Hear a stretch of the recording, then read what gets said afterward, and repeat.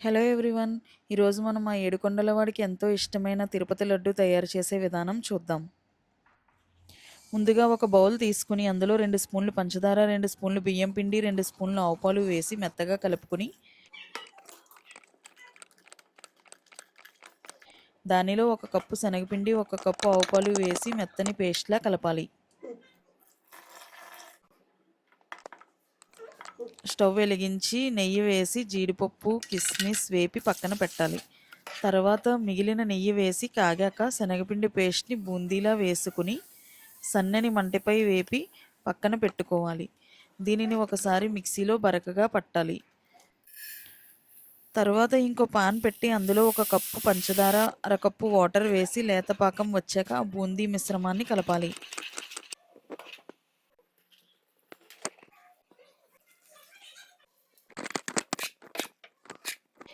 ఇదంతా ఒక ప్లేట్లో తీసుకుని అందులో ఇలాచీ, చిప్స్, పచ్చకర్పూరం, ముందుగా వేపి పెట్టుకున్న కిస్మిస్, కాజు వేసుకుని 1 స్పూన్ నెయ్యి కూడా వేసి గోరువెచ్చగా ఉన్నప్పుడే లడ్డూల్లా చేసుకోవాలి.